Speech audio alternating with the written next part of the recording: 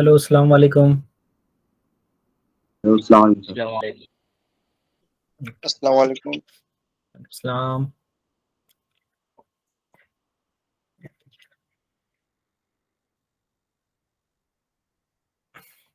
आप लोग में से किसी का पेपर है यूपी बोर्ड में? यस सर, मंडे को है। मंडे को किस चीज का? साइंस। साइंस। Yes sir. चलो ठीक है, best of luck. Thank you sir. ठीक। चलो देखो, हम लोग लास्ट टर्म पे क्या पढ़ रहे थे? लाइट के बारे में पढ़ रहे थे ना, light.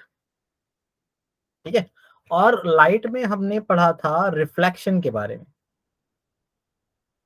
Reflection from concave mirror.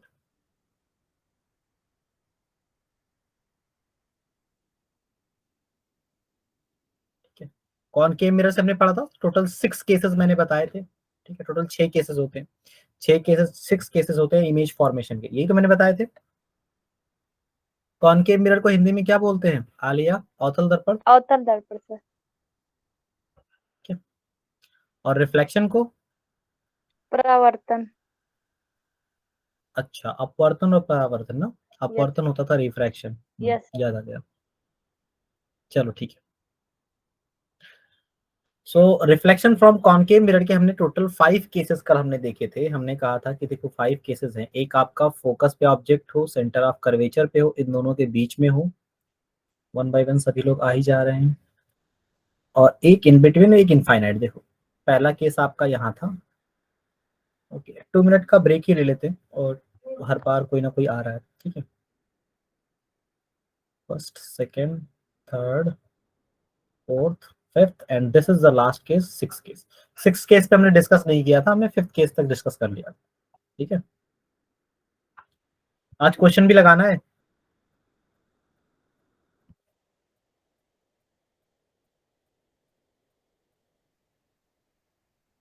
चलो देखो, सो 5 केसेस हमने पढ़ लिया था कि अगर आप मैंने कहा था कि अगर आपका ऑब्जेक्ट इनफाइनाइट पे होगा, इनफाइनाइट पे आपका ऑब्जेक्ट होगा, तो उसकी इमेज कहाँ बनेगी? ऑब्जेक्ट की लोकेशन फोकस पर सर। और इमेज की लोकेशन। ठीक है, ये दोनों हम कंपैरिजन कर रहे हैं। अगर इनफाइनाइट पे होगा तो फिर फोकस पे बनेगी, और अगर infinite and centre of curvature के बीच में होगा, बिटवीन सेंटर ऑफ कर्वेचर होगा, तो फिर ये क्या बनेगी? बियॉन्ड फोकस, या हम यूं कहते हैं between C and centre of, between C and F, centre of curvature और फोकस के बीच में। ठीक है, रेहान फजल मोहम्मद इमरान। ठीक है, सो ये हो गया। थर्ड केस हमने पढ़ा था कि अगर सेंटर ऑफ कर्वेचर पे हो ऑब्जेक्ट, तो इमेज भी सेंटर ऑफ कर्वेचर पे बनती है। फोर्थ केस हमने कहा था कि अगर centre of curvature and focus के बीच में होती है ऑब्जेक्ट की, ऑब्जेक्ट अगर सेंटर ऑफ कर्वेचर और फोकस के बीच में हो, यानी यहाँ हो, तो इसकी इमेज जो है, इसकी इमेज कहाँ बनती है? इसकी इमेज बन जाती है बियॉन्ड सी, यानी सी से पहले, बियॉन्ड सी। ठीक है, और लास्ट केस अगर आपका फोकस पे ऑब्जेक्ट हो, तो फोकस पे ऑब्जेक्ट होगा तो इसकी इमेज कहाँ बनेगी? फाइनाइट। इनफाइनाइट। ठीक है, और ये सारे केसेस जो आपके 5 केसेस हैं, इन 5 केसेस में आपकी जो इमेज होती थी वो ऑलवेज रियल होती थी, real as well as inverted, real as well as inverted. एक लास्ट केस आपका बच रखा है जब आपका ऑब्जेक्ट फोकस और पोल के बीच में, फोकस और पोल के बीच में हो। ठीक है, देखो लास्ट केस हम देखते हैं। So this is our last case when object is in between focus and pole. जब आपका ऑब्जेक्ट फोकस और पोल के बीच में हो, तो आप ढेर सारी रे यहाँ से पास कर सकते हैं। ठीक है, यहाँ से कई सारी रे पास कर सकते हैं। देखो इधर भी जा सकते हैं, इधर भी जा सकते हैं, इधर भी जा सकते हैं, इधर भी जा सकते हैं। लेकिन हम सिर्फ उन रे को कंसिडर करेंगे जिससे हमारा इमेज फॉर्मेशन का रूल हमें, जिसमें हम अप्लाई कर सकते हैं। सो इमेज फॉर्मेशन का रूल क्या कहता है कि भाई देखो, एक लाइट अगर हमारी प्रिंसिपल एक्सिस के पैरेलल जाएगी, तो आफ्टर द रिफ्लेक्शन वो फोकस से पास करेगी। ये भी हो चुका था शायद मेरे ख्याल से। और अगर आपने एक लाइट ऐसी पास की जो मिरर को ऐसा लगे, मिरर को ऐसा लगे कि ये लाइट कहाँ से आ रही है? सेंटर ऑफ कर्वेचर से आ रही है। तो सेंटर ऑफ कर्वेचर से आ रही, तो रिफ्लेक्शन के बाद लाइट उसी रास्ते से वापस चली जाएगी। ठीक है, और ये आगे जाके कहीं नहीं मीट करने वाले, तो ये मीट कहाँ करेंगे? इन्हें पीछे एक्सटेंड करना पड़ेगा। तो पीछे बढ़ाएंगे तो देखो ये हमारा क्या बन जाता है? This is image. ठीक है, और इस केस में जो इमेज आती है वो कैसी आती है? वर्चुअल। ठीक है, और erect virtual, erect and magnify. Magnify आ रहा है समझ में, ये आए। ठीक, ठीक है, यहां तक हमने पढ़ लिया था कल की क्लास में। ठीक है, चलो अब देखो, ये तो हमारा हो गया कॉन्वेक्स, ये हमारा हो गया कॉनकेव लेंस। अब हम आते हैं कॉनकेव कॉन्वेक्स लेंस के ऊपर। ठीक है, देखो सबसे पहले कॉन्वेक्स लेंस आपका इस तरह से होता है। ठीक है, और इनसाइड आपकी क्या होती है, कलर्ड। इनसाइड आपका कलर्ड होता है, या आपका क्या होता है, पेंट। और इनसाइड पेंट के बाद आप क्या करते हो, ऑब्जेक्ट को, ऑब्जेक्ट देखो इसका फोकस इस तरफ है, ठीक है, सेंटर ऑफ कर्वेचर। और ऑब्जेक्ट को आप कहाँ रख सकते हो, ओनली लेफ्ट साइड में। तो एक केस ऐसा हो सकता है जिसमें ऑब्जेक्ट को आप इनफाइनाइट रखो, और दूसरा केस ऐसा हो सकता है जिसमें आप ऑब्जेक्ट को किसी एक पर्टिकुलर डिस्टेंस पर रखो। सो इनफाइनाइट का अगर आप केस कंसिडर कर लेते हैं, तो इनफाइनाइट के केस में जो भी रे आएगी वो प्रिंसिपल एक्सेस के पैरेलल होगी। हमने ऑलरेडी डिस्कस कर रखा है कि इनफाइनाइट से जो भी लाइट आएगी वो प्रिंसिपल एक्सेस के पैरेलल होगी। सो आफ्टर द रिफ्लेक्शन ये कहां से पास करने वाली है, फोकस।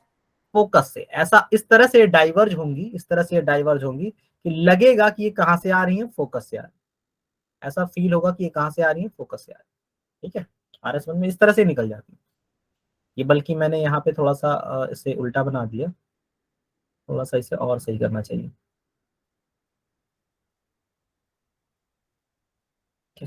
सो ऐसा लगेगा कि ऑब्जेक्ट की हमारी जो इमेज आ रही है वो इस तरफ से आ रही है। ठीक है, ऐसे। तो ये दोनों एक्सटेंड करने पर कहाँ मीट करेंगी, फोकस पे। तो इसका मतलब ये हुआ कि अगर आपका ऑब्जेक्ट, ठीक है, अगर आपका ऑब्जेक्ट इनफाइनाइट पे हो तो इमेज कहाँ बनेगी, फोकस। ये तो बाय डिफॉल्ट तो हम सभी जानते हैं। अब दूसरा केस कंसिडर करते हैं, जब आपका ऑब्जेक्ट किसी पर्टिकुलर डिस्टेंस पे हो। सो आप कहेंगे मल्टीपल हम रेस फॉल कर सकते हैं, एक रे ऐसी ले लेते हैं जो प्रिंसिपल एक्सेस के पैरेलल है। तो आफ्टर द रिफ्लेक्शन ये इस तरह से डाइवर्ज होगी कि हमें लगेगा कि ये कहां से आ रही है, फोकस से आ रही है, फोकस से आ रही है। ठीक है, और एक रे हम ऐसी पास कर सकते हैं जो ऐसा लगेगा कि सेंटर ऑफ कर्वेचर से पास कर रही है। देखो ये सेंटर ऑफ कर्वेचर की तरफ जा रही है। इसमें थोड़ा सा घौच पौच सा हो गया, मैं ऐसा करता हूँ, इसका सेकंड केस ले लेता हूँ। ठीक है,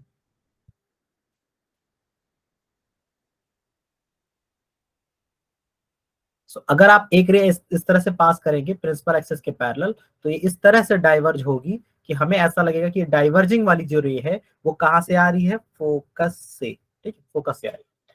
और अगर आप दूसरी रे पास करना चाहते हैं तो आप ऐसी रे पास करेंगे इस तरह से, जैसे लगेगा कि आपका ये फोकस, देखो हम अगर हम फोकस से पास करना चाहे तो क्या हमें ऐसे रे भेजनी पड़ेगी फोकस से पास करने के लिए। ये हमारी वो रे है जो फोकस से पास करने की कोशिश करे। ठीक है, और आफ्टर द रिफ्लेक्शन ये कहां से जाएगी, आफ्टर द रिफ्लेक्शन ये प्रिंसिपल एक्सिस के पैरेलल हो जाएगी। तो ये भी दूसरा रूल हम ये इस्तेमाल कर सकते हैं। सो प्रिंसिपल एक्सिस के पैरेलल हुई, आगे तो ये दोनों कहीं मीट करने वाली नहीं है। तो आप ऐसा करो, इसे पीछे पीछे एक्सटेंड कर दो। देखो इसे जब हम पीछे एक्सटेंड करेंगे तो ये आ जाएगा, इसे जब पीछे एक्सटेंड करेंगे तो ये आ जाएगा। तो दोनों यहाँ मिलेंगे, यहाँ। तो देखो हुआ क्या, अगर आपका ऑब्जेक्ट इनफाइनाइट पे था, अगर आपका ऑब्जेक्ट इनफाइनाइट पे था तो इसकी इमेज फोकस पे बन रही थी। और जब आपने ऑब्जेक्ट को आगे की तरफ मूव कराया तो आपकी इमेज इस डायरेक्शन में पोल की तरफ मूव करी। आपने ऑब्जेक्ट को पोल की तरफ मूव कराया, आपकी इमेज भी पोल की तरफ मूव करी।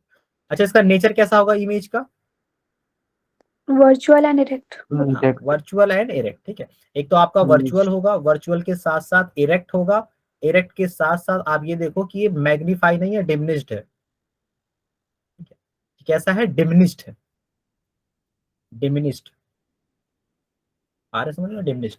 ठीक है, सो एक क्वेश्चन आपका आता है, what is the range of image formation, what is the range of image location. आपसे ऐसे पूछा जाता है, रेंज बताओ, रेंज किसका, इमेज लोकेशन का, इमेज लोकेशन का। फ्रॉम वेयर, कॉन्वेक्स मिरर में। कहां पे, कॉन्वेक्स मिरर में, कॉन्वेक्स मिरर में। तो देखो रेंज क्या है, रेंज का मतलब वो डिस्टेंस जहां पर इमेज बन सकते हैं। देखो अगर इनफाइनाइट पे ऑब्जेक्ट होगा तो फोकस पे बनेगी। ठीक है, और जैसे जैसे तुम ऑब्जेक्ट को आगे करते चले जा रहे हैं वैसे वैसे आप इमेज आपकी इस तरफ चली जा रही है। तो रेंज क्या होगा, आपका रेंज हमेशा इमेज आपकी पोल और फोकस के बीच में ही बनेगी। इसके बियॉन्ड आप इमेज पा ही नहीं सकते। आ रहे समझ में, फोकस और पोल के बीच में ही बनेगी, इन साइड बनेगी ऑलवेज। इसीलिए इस प्रॉपर्टी का यूज किया जाता है, कॉन्वेक्स मिरर का यूज किया जाता है साइड मिरर के तौर पे, साइड मिरर, साइड मिरर में यूज किया जाता है। जो आपके व्हीकल में साइड मिरर लगे होते हैं ना, व्हीकल में, गाड़ियों में, तो ये गड्डी का साइड मिरर के शीशा। लिए यूज किया जाता है। ठीक है, गड्डी का शीशा। हाँ वही। ठीक है, ठीक है। और इसके इसके बहुत सारे वो है फायदे हैं। एक फायदा तो ये है कि भाई साइड मिरर के तौर पे यूज किया जाता है, पीछे का आपको सारी चीजें आपको साइड में मिल जाती है, ठीक है। और दूसरा ये भी होता है, ब्रॉडर व्यू देता है, ब्रॉडर व्यू देता है। मतलब आप अगर व्हीकल की विंडो से सर निकाल के पीछे की तरफ देखेंगे ना, तो आपको उतना उतना डिस्टेंस नहीं दिखाई देगी जितना आपके उसमें होगी, मिरर में, ठीक है। आ रहा है समझ में? सो यहां तक तो आपका देखो इमेज फॉर्मेशन था, टोटल यहां तक रूल थे। उसके बाद इमेज फॉर्मेशन के बाद अगर आप एक जनरल सा ट्रायंगल, जनरल सा एक सर्कल वो ले लेते हैं, स्फेरिकल, जनरल सा स्फेरिकल लेंस ले लेते हैं, ठीक है। और स्फेरिकल लेंस में अगर आप कोई एक ऑब्जेक्ट लेते हैं, मान लीजिए आपने एक ऑब्जेक्ट ले लिया, यहाँ पे एक ऑब्जेक्ट ले लिया और ऑब्जेक्ट की डिस्टेंस क्या है यू, ऑब्जेक्ट की डिस्टेंस क्या है यू। सो इसकी कहीं ना कहीं एक इमेज बनेगी, इसकी कहीं ना कहीं एक इमेज बनेगी। लेट सपोज हमने इमेज यहाँ मान लिया, ठीक है, इमेज यहाँ बनेगी और इमेज की डिस्टेंस हो गई वी, जिसमें इस मिरर का फोकल लेंथ दिया था एफ, ठीक है, इस मिरर का फोकल लेंथ दिया था एफ। तो ऑब्जेक्ट डिस्टेंस, इमेज डिस्टेंस और फोकल लेंथ में एक रिलेशन होता है जिसको हम बोलते हैं लेंस फॉर्मूला, लेंस फॉर्मूला।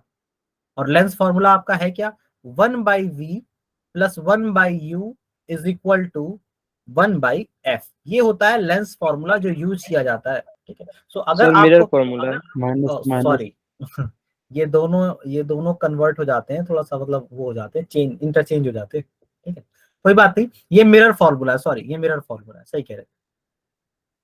ये दोनों का एक ही जैसा है ना, तो इस वजह से इसमें कंफ्यूजन सी हो जाती है। चलो मिरर फॉर्मूला, ठीक है। लेंस फॉर्मूले में तो यहाँ निगेटिव होता है।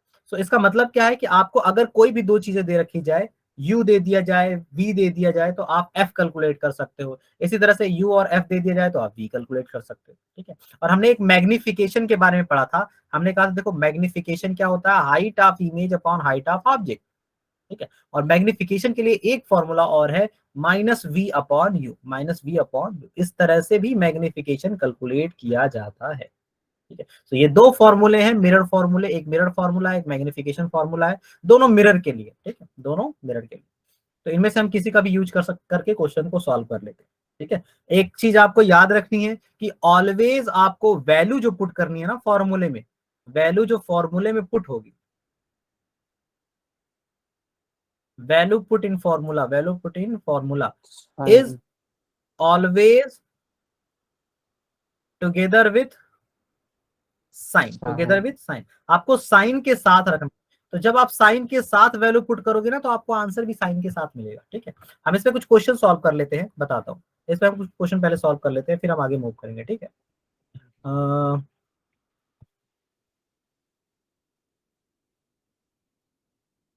चलो ये देखो,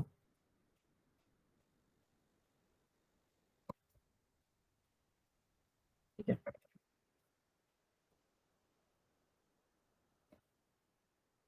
क्वेश्चन विजिबल है, जब और इंक्रीज करें इसकी साइज, चलो अब सही है। देखो क्वेश्चन में क्या कह रहा है कि एक 2.5 सेंटीमीटर की, देखो हमारे पास क्या है, एक 2.5 सेंटीमीटर की कैंडल है जिसको प्लेस किया गया है 12 centimetre away from convex mirror. तो हम पहले एक कॉन्वेक्स मिरर बना देते हैं। तो कॉन्वेक्स मिरर हमारा इस तरह का होता है, ठीक है, इस तरह का कॉन्वेक्स मिरर होता है जिसमें इनसाइड पेंट होता है और आउटसाइड रिफ्लेक्टिंग सरफेस होती है, ठीक। तो हमने कॉन्वेक्स मिरर बना दिया। अब कॉन्वेक्स मिरर बनाने के बाद 12 centimetre away from convex mirror आपने ऑब्जेक्ट को रखा है। तो हमने 12 सेंटीमीटर अवे यानी 12 सेंटीमीटर दूर लेफ्ट साइड में ऑब्जेक्ट को रख दिया। सो ऑब्जेक्ट डिस्टेंस इसकी कितनी होगी, ऑब्जेक्ट डिस्टेंस को कैसे रिप्रेजेंट किया जाता है, यू से, और यू की वैल्यू साइन के साथ रखेंगे। तो देखो साइन के साथ रखने पर आपको पोल से मेजर करना पड़ेगा, पोल से आपको लेफ्ट साइड जाना पड़ेगा, और जब पोल से लेफ्ट साइड जाते हैं तो डिस्टेंस को नेगेटिव लिया जाता है, -12, ठीक है। एंड देन फोकल लेंथ 30, तो फोकल लेंथ यहाँ होगा और फोकल लेंथ की वैल्यू 30 दे रखा है। हमने ऑलरेडी पढ़ रखा है कि फोकल लेंथ हमेशा क्या होती है, पॉजिटिव। किस किस की में, कॉन्वेक्स के केस में फोकल लेंथ पॉजिटिव। और आपसे कह रहा है 2.5 सेंटीमीटर का कैंडल है, यानी हाइट ऑफ कैंडल 2.5 है, ठीक है। देन गिव द लोकेशन, देखो लोकेशन आपका मिरर फॉर्मूला देता है, ठीक है। अगर आप मिरर फॉर्मूला अप्लाई करोगे तो आपको लोकेशन ऑफ इमेज मिलेगी, ठीक है। तो देखो लोकेशन ऑफ इमेज के लिए मिरर फॉर्मूला अप्लाई करते हैं, 1/v plus 1/u is equal to 1/f। ये आपका मिरर फॉर्मूला है। इसमें आपको लोकेशन ऑफ इमेज फाइंड करनी है। लोकेशन ऑफ इमेज को हम v से बोलते हैं, v, ठीक है। तो देखो 1/v की वैल्यू कैसे कैलकुलेट करेंगे, आप u की वैल्यू पुट करो 1/-12, देन आप f की वैल्यू पुट करो 1/30, ठीक है। और ये हो जाएगा 1/v minus 1/12 is equal to 1/30। आप इस माइनस को इस साइड लेके आइए तो 1/v की वैल्यू आ जाएगी 1/30 प्लस 1/12।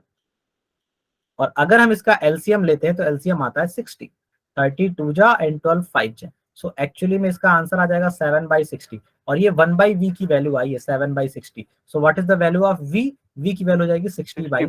60/7, तो 60/7 आ गया। तो 60/7 एक चीज ये देखो, ये पॉजिटिव आया है। और अगर ये पॉजिटिव आया है तो इसका मतलब ऑब्जेक्ट की जो इमेज होगी 60/7 पे बनेगी। और 60/7 देखो यहाँ है, यहाँ कहीं है 60/7, क्योंकि फोकस तो 30 का है ना। फोकस देखो, फोकल लेंथ 30 की है, यहाँ से लेकर यहाँ तक। तो इससे जब कट करोगे तो नियरली 10 के आसपास आएगा। तो 10 तो यहीं कहीं मिलेगा हमें। पॉजिटिव चाहिए, पॉजिटिव चाहिए तो हमें इस तरफ मूव करना पड़ेगा। हमने मूव कर दिया तो ये आपकी इमेज बनेगी। ठीक है। What is magnification? मैग्निफिकेशन कैसे निकालें? हमने कहा कि मैग्निफिकेशन का फॉर्मूला जो है -v/u है। तो ये वैल्यू पुट कर दो, v की वैल्यू पुट कर दो साइन के साथ। देखो 60/7 पॉजिटिव था तो पॉजिटिव साइन, नेगेटिव तो फॉर्मूले में ही था। और u की वैल्यू पुट करो, u की वैल्यू -12, तो माइनस माइनस कैंसिल हो जाएगा और 12 से कट करोगे तो 5 आ जाएगा। तो मैग्निफिकेशन की जो वैल्यू आएगी वो 5/7 आएगी, 5/7। तो देखो मैग्निफिकेशन एक से कम आया ना, मैंने क्या बताया था? मैग्निफिकेशन का अगर साइन पॉजिटिव आता है तो जो आपकी इमेज होती है वो कैसी होती है? वर्चुअल। इमेज कैसी होती है? वर्चुअल, यानी ये इमेज वर्चुअल होगी। और अगर वैल्यू मैग्नीट्यूड, मैग्निफिकेशन का जो मैग्नीट्यूड लेस देन 1 आता है, जैसे यहाँ आया लेस देन 1, देखो 5/7, तो लेस देन 1 आया है, तो इसका नेगेटिव। मतलब ये जो आपका ऑब्जेक्ट बना है वो डिमिनिश्ड होगा, छोटा होगा। ठीक, आया समझ में ये क्वेश्चन? बोलो। Yes sir. चलो एक क्वेश्चन मैं और देता हूँ, उस क्वेश्चन को सॉल्व करते हैं फिर आगे मूव करते हैं। ठीक है, रुको। इसके बाद का जो टॉपिक है वो इंटरेस्टिंग होगा हमारे लिए, दैट इज रिफ्रैक्शन। ठीक है। इलेक्ट्रिसिटी तो आप लोग को आसान लगता होगा, वो सॉरी इलेक्ट्रिसिटी कह रहा हूँ, लाइट। क्यों? यस सर, रिफ्रैक्टिव इंडेक्स को छोड़ के सर। हाँ घबराओ मत, रिफ्रैक्टिव इंडेक्स मैं आसान कर दूंगा। ठीक है, चलो इस क्वेश्चन को सॉल्व करो, मुझे आंसर बताओ। ठीक है, तो हिंदी में एक बार बोल दीजिए। चलो मैं बता देता हूँ, हिंदी में बता देता हूँ। कह रहा है एन ऑब्जेक्ट, एक ऑब्जेक्ट है 3 सेंटीमीटर उसकी हाइट है, 3 सेंटीमीटर हाइट, उसकी हाइट 3 सेंटीमीटर इज हेल्ड, मतलब रखा गया है at a distance 50 centimetre from diverging mirror. तो 50 सेंटीमीटर की दूरी पे रखा गया है डाइवर्जिंग मिरर से। तो डाइवर्जिंग मिरर का मतलब क्या होता है? कल हमने पढ़ा था ना डाइवर्जिंग मिरर। डाइवर्जिंग मिरर जो आपका होता है लाइट को बिखेर देने वाला, फैला देने वाला। ठीक है, तो कॉन्वेक्स। डाइवर्जिंग मिरर आपका कॉन्वेक्स है, कॉन्वेक्स। ठीक है, ठीक है। ऑफ फोकल लेंथ, जिसकी फोकल लेंथ 25 है, जिसकी फोकल लेंथ 25 है। तो आपको बताना इमेज का नेचर, इमेज कहाँ बनेगी, इमेज की साइज। ठीक है, इमेज कैसी होगी, इमेज कहाँ होगी और इमेज की साइज क्या। ठीक है,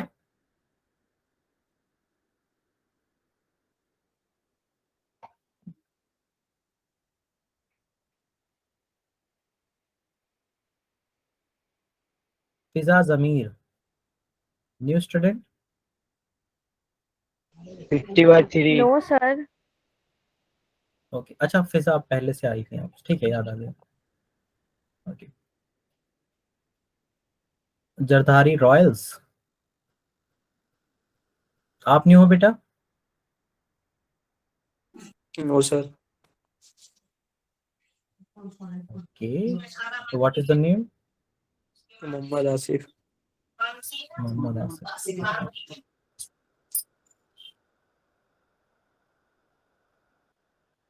चलो आंसर आया किसी का? सर 50/3। Yes sir, 50/3। ठीक है, चेक करते हैं 50/3 आया है। सो लोग आपने पोजीशन बताई होगी, यस सर। पोजीशन 50/3। ठीक है, चेक करते हैं 50/3 आता है या नहीं। ठीक है, सो आपसे कहा गया है कि भाई मिरर हमारा डाइवर्जिंग है, तो सबसे पहले हम मिरर इससे बनाएंगे 50/3 डाइवर्जिंग। आया। ये आपका डाइवर्जिंग मिरर हो गया। अब डाइवर्जिंग मिरर हो गया, 1 सेकेंड,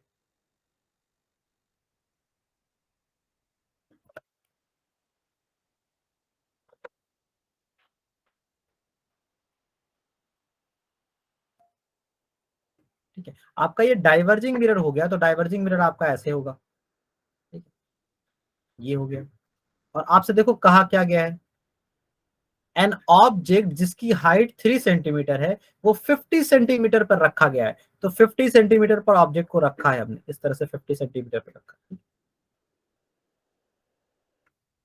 ठीक है, यानी आपको यू दे रखा है 50 सेंटीमीटर।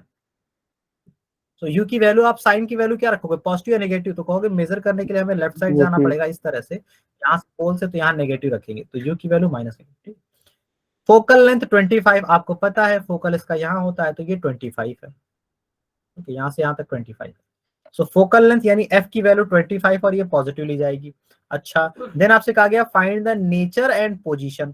तो देखो, पोजीशन कैलकुलेट करने के लिए आपको 1/v यानी मिरर फॉर्मूले का यूज करना पड़ता है, 1/u 1/v 1/f। तो v निकालने के लिए आप क्या करोगे, 1/u, u की वैल्यू पुट करो -50, तो ये हो जाएगा 1/50, यहाँ नेगेटिव आ जाएगा। ठीक है, is equal to 1/f, f की वैल्यू 25।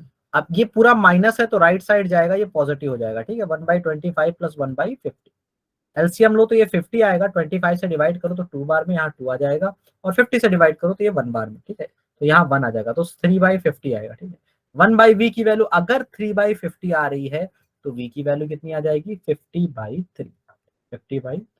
तो दिस इज करेक्ट आंसर, या आपका आंसर करेक्ट था। ठीक है, देन आप क्या कैलकुलेट करते हो, देन आप कैलकुलेट करते हो पोजीशन के बारे में। पोजीशन तो हो गया, अब आप नेचर बताते हो। तो नेचर के लिए मैंने कहा है नेचर मैग्निफिकेशन से पता चलता है। तो मैग्निफिकेशन निकालो, मैग्निफिकेशन की वैल्यू -v/u होगी। ठीक है, हम रख देते हैं माइनस टाइम्स ऑफ v रखो, v आपका 50/3 आया है, और u रखो, u आपका -50 है।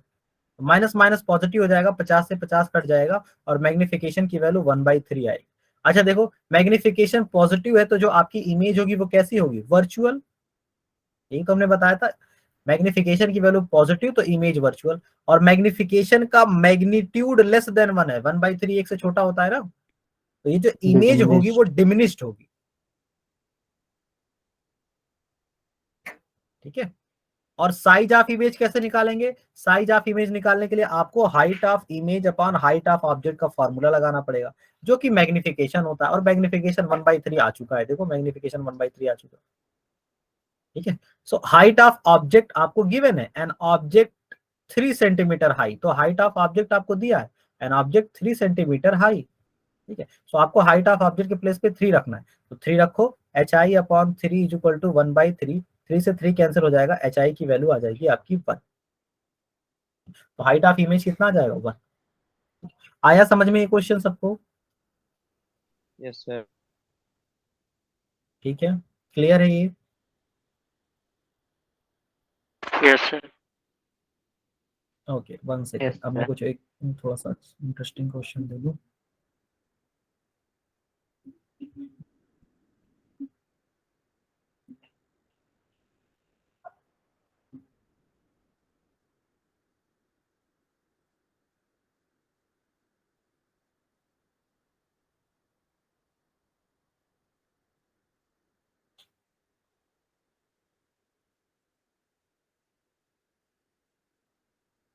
चलो,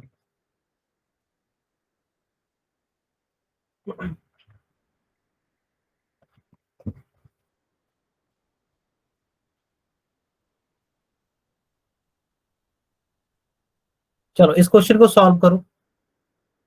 ठीक है, मैं बता देता हूं, एक बार क्वेश्चन को रिपीट कर दे रहा हूं। ठीक है, क्या, देखो, व्हेन एन ऑब्जेक्ट, जब किसी एक ऑब्जेक्ट को प्लेस किया जाता है at a distance 60 centimetre from convex mirror, convex mirror से 60 सेंटीमीटर की दूरी पर, जब एक ऑब्जेक्ट को कॉन्वेक्स मिरर से 60 सेंटीमीटर की दूरी पर रखा जाता है, द मैग्निफिकेशन इज 1/2, तब जो इमेज बनती है उसका मैग्निफिकेशन 1/2 आता है। आपसे पूछा जा रहा है कि ऑब्जेक्ट को कहां पे रखें कि मैग्निफिकेशन 1/3 आता है। ठीक है, यानी ऑब्जेक्ट को कहां पे, where should be the object placed, यानी ऑब्जेक्ट को कहां रखें, ऑब्जेक्ट डिस्टेंस पूछा जा रहा है। ठीक है, सच दैट मैग्निफिकेशन 1/3, की मैग्निफिकेशन हमारा 1/3 आता है। ठीक है, सॉल्व करो इसे, आंसर बताओ।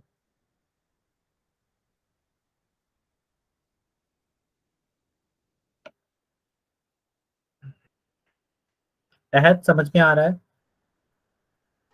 Yes sir. फिजा, जमीर,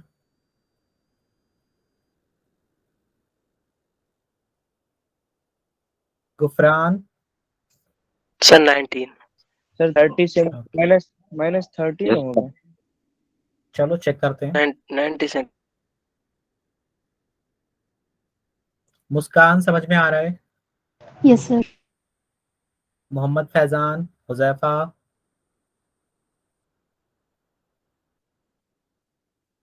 चलो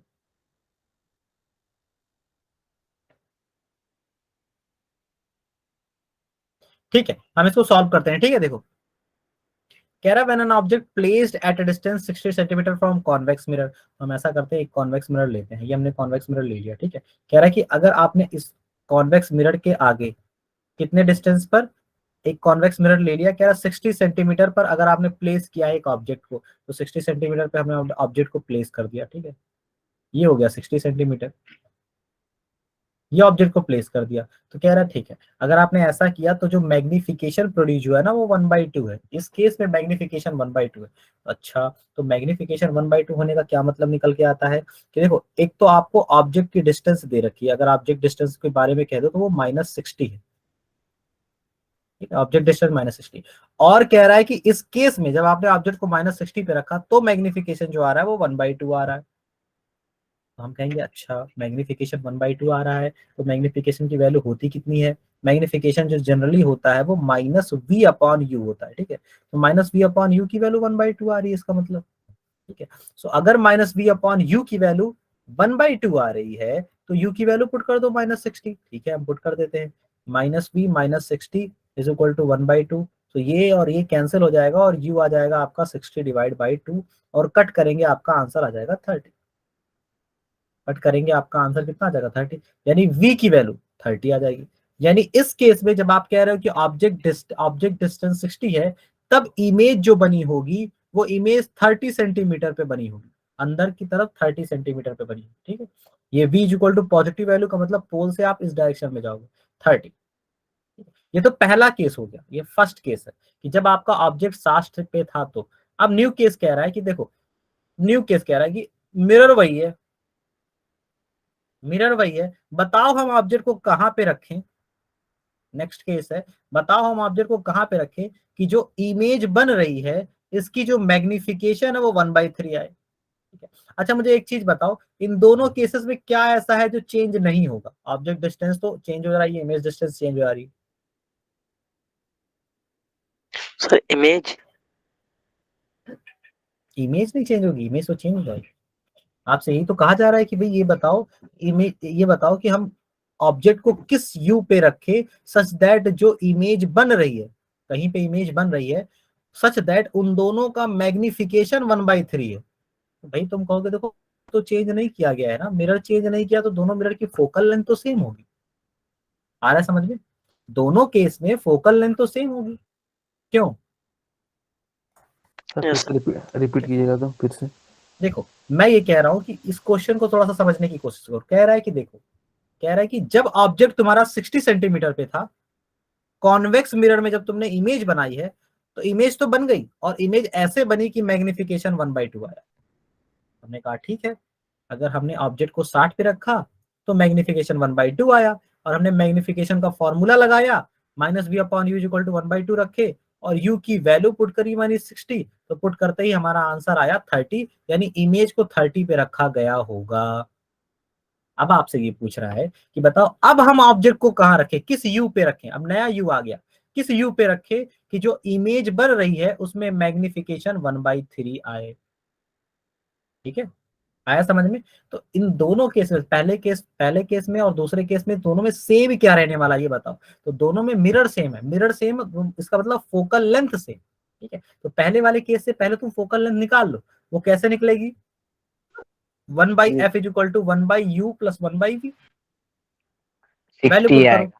हाँ, -1/60 प्लस 1/30, ये वैल्यू पुट करो, तो एलसीएम इसका 30 आ जाएगा, और ये -2 + 1, यानी आप इसे सॉल्व करोगे 1 और -2, इसे सॉल्व करोगे तो 1/30 आएगा, 1/30, यानी आप इसे सॉल्व करोगे तो फोकल लेंथ की वैल्यू 30 आएगी।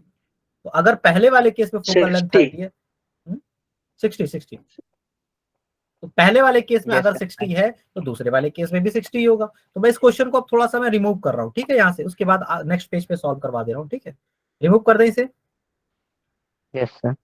ओके, देखो, सो आप आपने ये जाना कि भाई ये जो फोकल लेंथ, ये जो आपका ये मिरर है, ठीक है, कॉन्वेक्स मिरर है, इसकी फोकल लेंथ 60 है, इसकी फोकल लेंथ 60 है। आपसे ये पूछा जा रहा है कि ऑब्जेक्ट को हम कहां रखें कि जो इमेज बने, ठीक है, उसमें मैग्निफिकेशन जो आए ना, वो मैग्निफिकेशन 1/3 आए। अच्छा, तो अगेन फिर से यही कहो, देखो मैग्निफिकेशन का मतलब क्या होता है, मैग्निफिकेशन का मतलब -v/u, -v/v का रेशियो आपका 1/3 आएगा, ठीक है। एक चीज आपको ये पता है, दूसरी चीज ये पता है कि फोकस की वैल्यू 60 है, फोकस की वैल्यू 60, और what you have to find, क्या आपको पता करना है, आपको u फाइंड करना है। तो एक फॉर्मूला अप्लाई करो, 1/u + 1/v = 1/f। आप पिरर फॉर्मूला अप्लाई करो और वैल्यू पुट करो। देखो f की वैल्यू आ जाएगी आपकी 60, 1/60 यस सर। रख दिया। अच्छा, या तो u होगा या तो v होगा, ठीक है। तो आप करेंगे क्या, यहां से u की वैल्यू निकाल लो या v की वैल्यू निकाल लो। चलो u की निकाल लेते हैं। देखो u की अगर हम वैल्यू निकालें तो क्या -3v आ जाएगी, एक क्रॉस मल्टीप्लाई करो, u = -3v हो जाएगा। सो आपका जो यहाँ पे u है ना, u, ये जो u है, तो u के प्लेस पे आप इसकी value in terms of v रख दीजिए। लीनियर इक्वेशन 2 वेरिएबल को हम सॉल्व कर रहे हैं बेसिकली, एक तरह से जैसे सॉल्व करते हैं, आया समझ में। ये लीनियर इक्वेशन 2 वेरिएबल बन गई, जिसमें एक इक्वेशन क्या है, एक इक्वेशन ये देखो 1/u + 1/v = 1/60, एक इक्वेशन ये है, और दूसरी इक्वेशन ये है -v/u = 1/3। Equation number first, equation number second, ये दो इक्वेशन, इन दोनों को आप सॉल्व करोगे तो u और v की वैल्यू आ जाएगी। तो वही मैं सॉल्व कर रहा हूँ। देखो यहाँ पे मैंने पुट कर दिया, एलसीएम लेंगे तो एलसीएम आपका कितना आ जाएगा, 3v, 3v से कट करेंगे -1 आएगा, प्लस v से कट करेंगे तो 3 आ जाएगा, = 1/60। तो ये देखो कितना आ जाएगा, ये एक तरह से हो जाएगा 2/3v, 2/3, ठीक है। अब इसे सॉल्व करना है, बस इसे सॉल्व करना है। अब देखो क्या आएगा आंसर, 3v = 120, सो v = 120/3, कट करोगे तो आंसर आएगा 40। सो आपकी v की वैल्यू आ गई 40, v की वैल्यू, तो v की वैल्यू पुट कर दो, u भी आ जाएगा। ये देखो यहाँ v की वैल्यू पुट कर दो, v की वैल्यू पुट कर दो 40, तो u कितना आ जाएगा, u आ जाएगा -120। तो अगर तुम मैग्निफिकेशन 1/3 चाहते हो तो ऑब्जेक्ट को 120 डिस्टेंस पे रखना पड़ेगा। ये क्वेश्चन अच्छा था या नहीं, बड़ा था ये क्वेश्चन, लेंदी भी था, अच्छा भी था। सर दोबारा समझा दिए हुए। पूरा शुरू से नहीं सर, थोड़ा सा हाँ, लास्ट से सर, लास्ट से। लास्ट में ये है, लास्ट में ये है कि देखो हमें ये तो पता चल गया पुराने वाले केस से कि फोकल लेंथ 60 होगी, पुराने वाले केस में u हमारे पास मालूम था, हमने v निकाल लिया था मैग्निफिकेशन से, ठीक है। तो अब ये दोनों आ गए तो आप फोकल लेंथ निकाल सकते हो ना मिरर फॉर्मूले का यूज करके। तो उससे हमने 60 निकाल लिया था मिरर फॉर्मूला लास्ट वाले केस में, फिर अगर उसका 60 आया तो इसका भी 60 आएगा।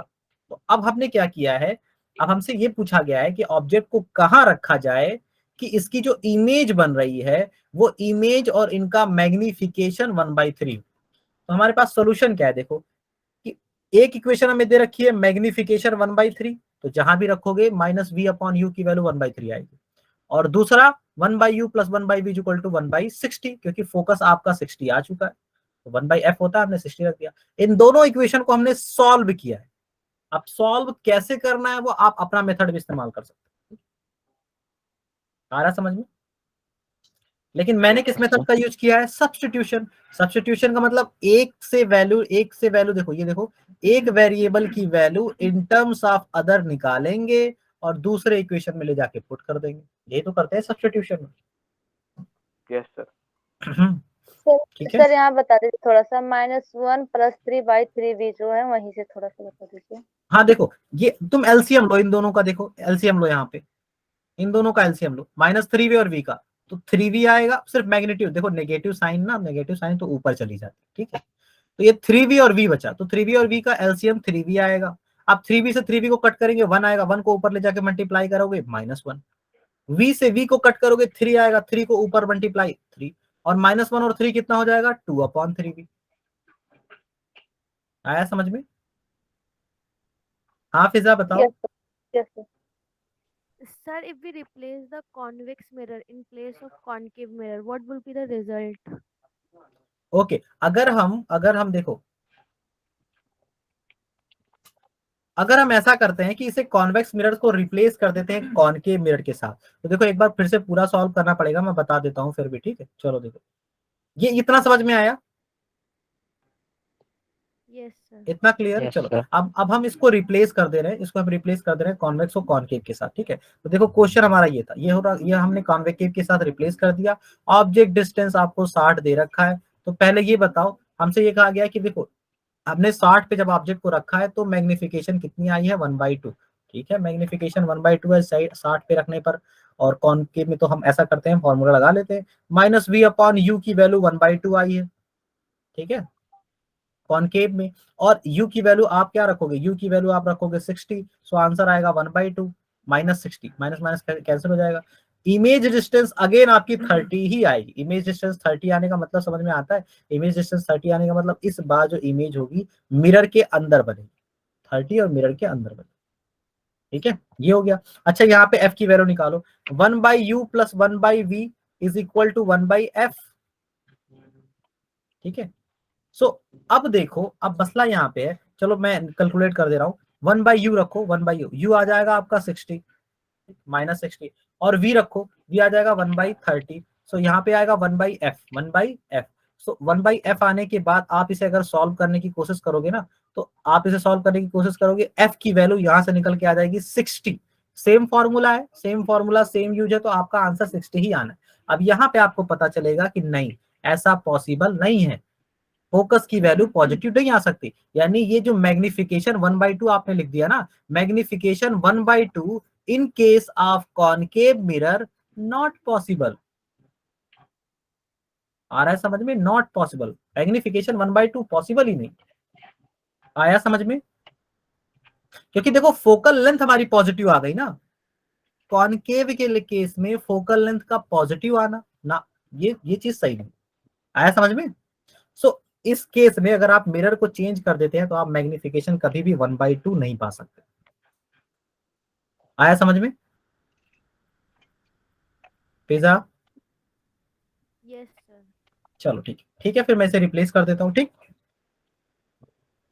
चलो ठीक है, यहां तक हो गया। अब इसके हम बहुत सारे क्वेश्चन और भी सॉल्व करेंगे, लेकिन अभी हम जो पहले फोकस कर रहे हैं वो है refraction of light, refraction of light, ठीक है।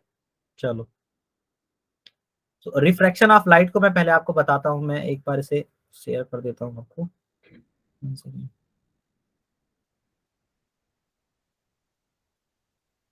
चलो, विजिबल है आपको? Yes, sir. तो देखो, रिफ्रैक्शन ऑफ लाइट बेसिकली होता क्या है, रिफ्रैक्शन ऑफ लाइट अगर आप ध्यान से देखो, तो रिफ्रैक्शन ऑफ लाइट के बारे में क्या किया जाता है कि अगर आप लाइट को आप पास कर सकते, लाइट को आप पास कर रहे हो 2 मीडियम्स में, यानी लाइट अपना अगर मीडियम चेंज करती है, लाइट अगर मूव कर रही है और अपने पाथ से अपने मीडियम को चेंज कर रही है, तो ऐसा देखा गया है कि अपने पाथ से थोड़ा सा बेंड कर जाती है, ठीक है। जैसे आपको फिगर में दिख रहा है, इंसिडेंट रे आ रही है, इंसिडेंट रे आने के बाद जब इंसिडेंट रे आपके दूसरे मीडियम में जा रही है, जो कि ब्लू कलर से रिप्रेजेंट किया गया है, ठीक है, ये आपका जो ब्लू कलर से रिप्रेजेंट किया गया है, ठीक, ये देखो, ये जो आपका पोर्शन ब्लू कलर से रिप्रेजेंट किया है, सो आपकी लाइट इंसिडेंट रे देखो यहां से आ रही है, और आने के बाद आपका मीडियम जैसे ही चेंज हो रहा है, लाइट अपने पाथ से बेंड कर जा रही है, लाइट अपने पाथ से बेंड कर जा रही है। तो ये जो बेंडिंग ऑफ लाइट होता है ना, बेंडिंग ऑफ लाइट, इसी फिनोमिना को रिफ्रैक्शन ऑफ लाइट बोलते हैं। तो रिफ्रैक्शन ऑफ लाइट है क्या, bending of light when light change from one light move from one medium to other medium, जब भी लाइट आपकी एक मीडियम से दूसरे मीडियम में जाएगी, तब अपने वो पाथ से हट जाती है, थोड़ा सा बेंड हो जाती है, ठीक है। इस बेंडिंग को, इस फिनोमिना को क्या बोलते हैं, refraction of light, refraction of light, ठीक है, क्लियर है? Yes sir. चलो अब देखो, ये तो आपका एक फिगर मैंने एक ऐसे दिखा दिया, मैं अब मूव कर जाता हूँ, ठीक है, अब वापस से हम लोग अपने बोर्ड पे, ठीक, चलो ये देखो, सो हमने ये देखा कि भाई देखो, जब भी लाइट अपना मीडियम चेंज करेगी, मान लो आप ऊपर एयर में हो, ठीक है, और नीचे इसके वाटर है, तो जब भी लाइट अपने मीडियम को चेंज कर रही है, मान लीजिए एयर से आ रही थी और एयर से आने के बाद वाटर में चली गई, तो अपने पाथ देखो, इस पाथ पे से जाना था, ठीक है, लेकिन इस पाथ को फॉलो नहीं करती, थोड़ा सा बेंड हो जाती है और इस पाथ को फॉलो करने लगती है, ठीक है, आ रहा है समझ में। सो इस बेंडिंग को, इस फिनोमिना को बोलते हैं रिफ्रैक्शन, इस फिनोमिना को क्या बोलते हैं, refraction, bending of light. Refraction क्या है आपका, bending of light, bending of light. अब एक और चीज देखो, ये तो आपका बेंडिंग ऑफ लाइट हो गया। अच्छा, जैसे रिफ्लेक्शन हमने पढ़ा, पहले हमने क्या पढ़ा, रिफ्लेक्शन, और रिफ्लेक्शन जैसे ही हमने पढ़ा हमारे पास आ गए rules for reflection, rules for reflection. वैसे ही अब हम पढ़ रहे हैं रिफ्रैक्शन, तो रिफ्रैक्शन के भी कुछ रूल्स होते हैं, rules for refraction, rules for refraction. ठीक है, तो उन रूल्स को देखते हैं। देखो देखो, मान लीजिए आपने मीडियम लिया, ऊपर आपका मीडियम 1 है, नीचे आपका मीडियम 2 है, और लाइट मीडियम 1 से पास कर रही है और मीडियम 2 में जा रही है, मीडियम 1 से आ रही है और मीडियम 2 में जा रही है। ठीक है, सो जिस पॉइंट पर लाइट इंसिडेंट होती है उसे हम क्या बोलते हैं, point of incident, same point of incident. जो लाइट आपकी पहले मीडियम से आ रही थी उसे हम बोलते हैं इंसिडेंट रे, और जो लाइट आपकी दूसरे मीडियम में गई उसे हम बोलते हैं रिफ्रैक्टेड रे। और जिस पॉइंट पर लाइट फॉल की है उसे हम उसको बोलते हैं पॉइंट ऑफ इंसिडेंट, और अगर हम उस पर परपेंडिकुलर ड्रॉ कर दें सरफेस के तो इसे बोला जाता है नॉर्मल। इसे क्या बोला जाता है, normal at point of incident, normal. ठीक है, और जो एंगल फॉर्म होता है नॉर्मल का इंसिडेंट रे के बीच में, इसे angle of incident, angle of incident. और जो नॉर्मल रिफ्रैक्टेड रे के साथ एंगल बनाती है उसे बोलते हैं angle of refraction, angle of refraction. ठीक है, सो इसके रूल्स जो है ना, इसके 2 रूल्स है। देखो इसके 2 रूल्स है। रूल नंबर फर्स्ट बिल्कुल सेम है, इंसिडेंट रे, ठीक है, नॉर्मल एंड रिफ्रैक्टेड रे, ये क्या होंगे, ये सेम प्लेन में होंगे, रिफ्रैक्टेड रे सेम प्लेन में होंगे। ठीक, सेम प्लेन में होंगे। और रूल नंबर 2 क्या है कि जो एंगल ऑफ इंसिडेंट है आपका वो डायरेक्टली प्रोपोर्शनल है एंगल ऑफ रिफ्लेक्शन के, angle of incident directly proportional angle of reflection के। और अगर आपका angle of incident angle of reflection के डायरेक्टली प्रोपोर्शनल है, तो जब दो एंगल आपस में प्रोपोर्शनल होते हैं ना, तो उनके साइन भी आपस में प्रोपोर्शनल होते हैं। Sine of angle I is equal to sine of angle R. आया समझ में? ठीक है, अच्छा, प्रोपोर्शनल का मतलब साइन ऑफ आई को आप बढ़ाओगे तो साइन ऑफ आर अपने आप बढ़ जाएगा, यानी एंगल ऑफ इंसिडेंट को अगर आप बढ़ाओगे तो एंगल ऑफ रिफ्लेक्शन अपने आप बढ़ जाएगा। ठीक है, अच्छा, डायरेक्टली प्रोपोर्शनल के साइन को हम हटा सकते हैं, और जैसे ही हटाएंगे एक कांस्टेंट लगाएंगे, साइन ऑफ आई, और यहाँ पे एक कांस्टेंट लगाएंगे। मान लीजिए आप उस कांस्टेंट का नाम देते हो एन। ठीक है, एन को क्या बोलते हैं, refractive refractive index, refractive index, refractive index, refractive index. आ रहा है समझ में? तो डायरेक्टली प्रोपोर्शनल के साइन को हटा के हमने एक कांस्टेंट लगाया, that is called refractive index. और ये रिफ्रैक्टिव इंडेक्स होता किसका है, रिफ्रैक्टिव इंडेक्स को हम बोलते हैं sine of I upon sine of R, sine of I upon sine of R. So ये रिफ्रैक्टिव इंडेक्स होता किसका है, ये रिफ्रैक्टिव इंडेक्स मीडियम 2 का होता है, यानी जिसमें लाइट जा रही है उसका होता है। मीडियम 2 का रिफ्रैक्टिव इंडेक्स होता है जिसमें लाइट जा रही है उसका। ठीक है, with respect to medium 1, with respect to medium 1, with respect to medium 1। तो ये चीज आपको याद रखनी है। ठीक है, अब मैं इसको बहुत सारी चीजें अभी अभी काफी सारे फॉर्मूले इसके बता दूंगा, काफी सारे तरीके बता दूंगा कैसे याद रखने हैं, वो चीज बता देंगे। ठीक है, लेकिन अभी इतना आपको थ्योरेटिकली कंप्लीट होना चाहिए आपकी नॉलेज में। ठीक है, इंसिडेंट रे क्या होती है, रिफ्लेक्टेड रे क्या होती है, एंगल ऑफ इंसिडेंट क्या होता है, एंगल ऑफ रिफ्लेक्शन क्या होता है, नॉर्मल क्या होता है। ठीक है, और इसके रूल्स क्या है, रूल्स ये है कि इंसिडेंट रे, नॉर्मल और रिफ्लेक्टेड रे सेम प्लेन में होंगे, angle of incident angle of reflection आपस में प्रोपोर्शनल होंगे। प्रोपोर्शनल का मतलब क्या होता है, अगर आप आई को बढ़ाओगे तो आर बढ़ेगा। हमने कहा कि भाई जब दो एंगल आपस में प्रोपोर्शनल है तो उनका साइन भी आपस में प्रोपोर्शनल होगा। ठीक है, और डायरेक्टली प्रोपोर्शनल को साइन को हटाते हैं, एक कांस्टेंट लगाते हैं, that is refractive index, that is refractive index. और रिफ्रैक्टिव इंडेक्स होता किसका है, रिफ्रैक्टिव इंडेक्स उस मीडियम का होता है जिसमें लाइट इंटर कर रही है, प्रवेश कर रही है। आ रहा है समझ में? तो ये रिफ्रैक्टिव इंडेक्स ऑफ मीडियम 2 है with respect to medium 1, with respect to medium 1। इतना आया समझ में? बोलो। सर एन को माइक्रो भी लिख सकते हैं ना, एन को माइक्रो सर, यू की तरह माइक्रो, जो। बिल्कुल माइक्रो लिख लो, लेकिन बोलना उसे रिफ्रैक्टिव इंडेक्स, सही है। ठीक है, उसे बोलना लेकिन रिफ्रैक्टिव इंडेक्स, हालांकि एनसीईआरटी में एन दे रखा है। ठीक है, आया समझ में? Yes sir. चलो Yes, sir. ठीक है, अब ये तो हो गया। अब हम इसे मूव कर जाते हैं। अब हम आते हैं पहले प्रॉपर्टी ऑफ रिफ्रैक्टिव इंडेक्स पे। ठीक है, property of refractive index, property of refractive index. तो देखो इसे वन बाय वन समझेंगे। ठीक है, वन बाय वन समझेंगे और अपने कॉन्सेप्ट को क्लियर कर लेंगे। देखो पहला रिफ्रैक्टिव इंडेक्स की प्रॉपर्टी, पहला देखो फर्स्ट प्रॉपर्टी कि रिफ्रैक्टिव इंडेक्स, इसे मैं आर आई से रिप्रेजेंट कर देता हूं। ठीक है, refractive index is only depend upon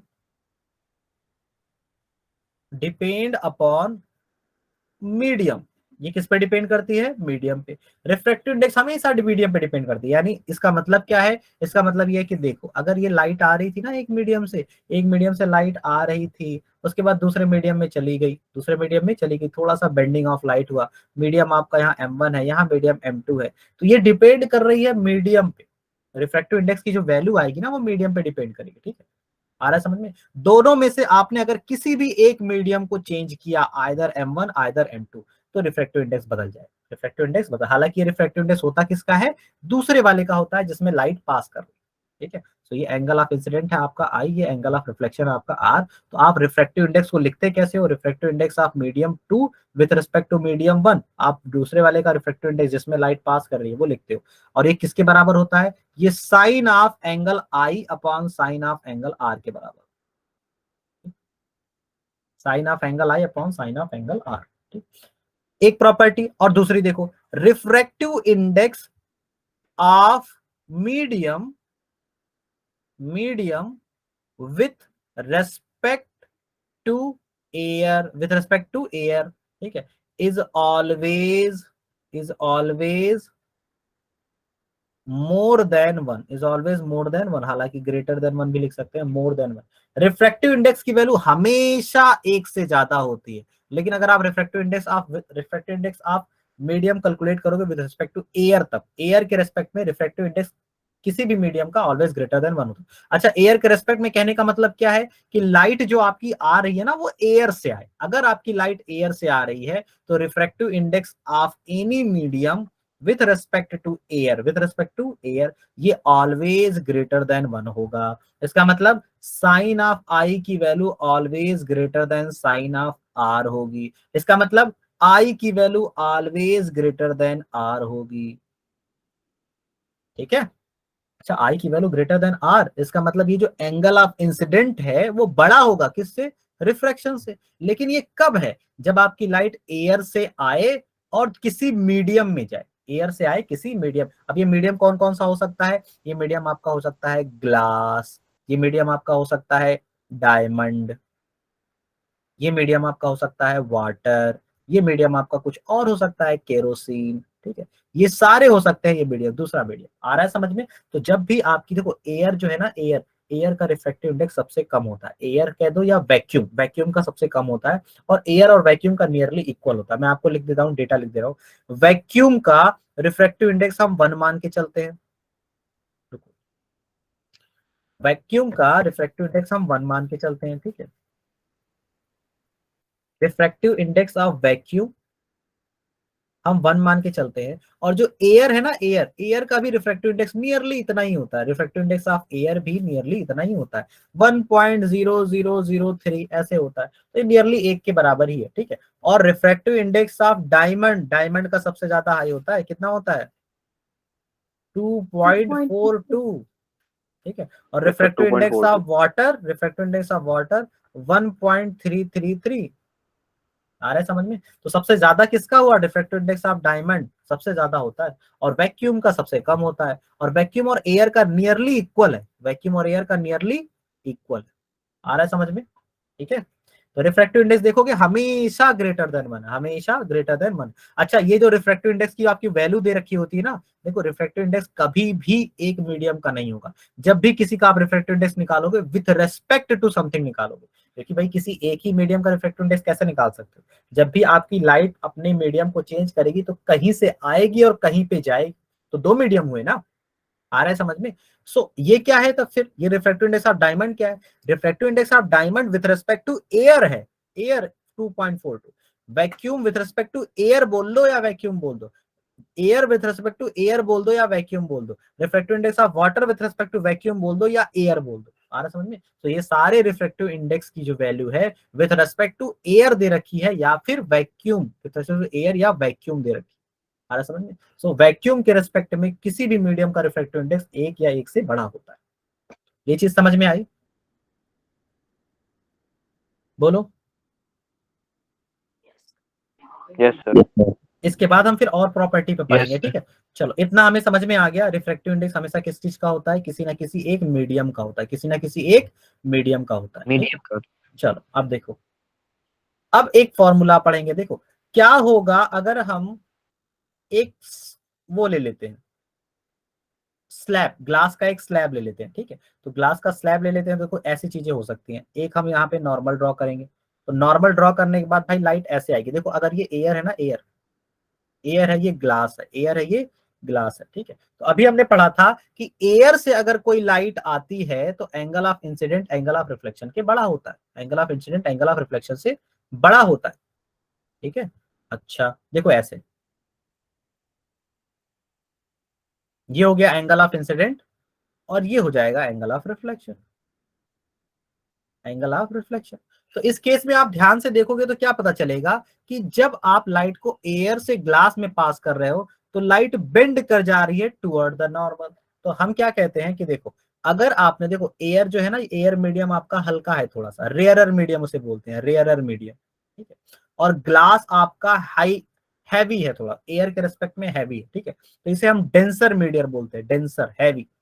आ रहा है समझ में? सो अगर आपकी लाइट जो है, लाइट मूव करे कहां से कहां, rarer to denser, rarer to denser, rarer to denser. तो अगर लाइट आपकी रेयरर टू डेंसर मूव करती है सो आपका एंगल ऑफ इंसिडेंट जो होता है वो greater than angle of reflection होता है। इसका मतलब लाइट क्या करती है, लाइट बेंड कर जाती है, लाइट बेंड कर जाती है टुवर्ड नॉर्मल, नॉर्मल की तरफ बेंड कर जाती है, ठीक है, नॉर्मल की तरफ बेंड कर जाती है। देखो नॉर्मल की तरफ बेंड कर गई थी, यहाँ देखो अगर लाइट हल्के मीडियम से भारी मीडियम में जाती है तो, ठीक है।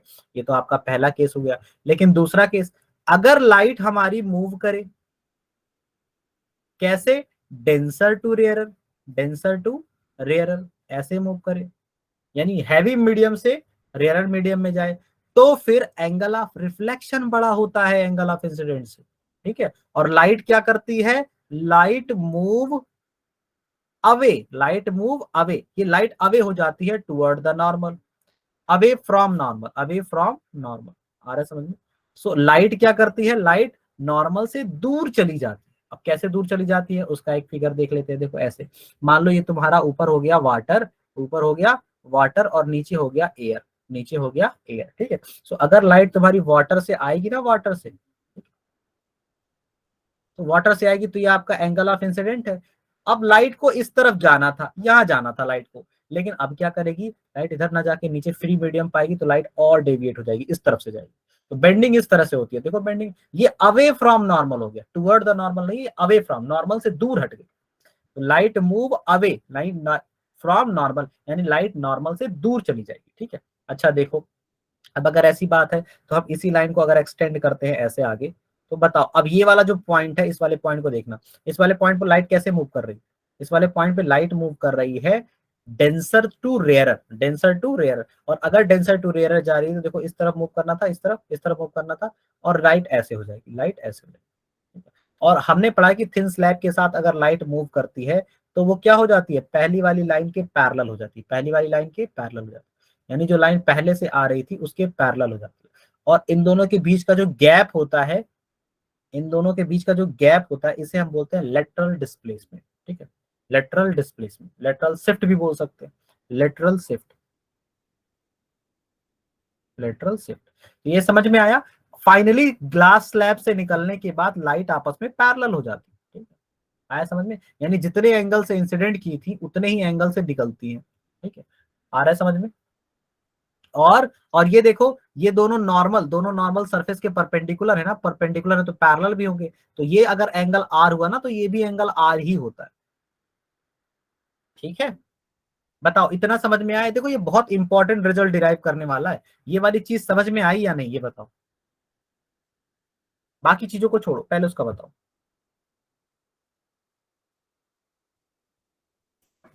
एक नहीं बार फिर से सर, बता।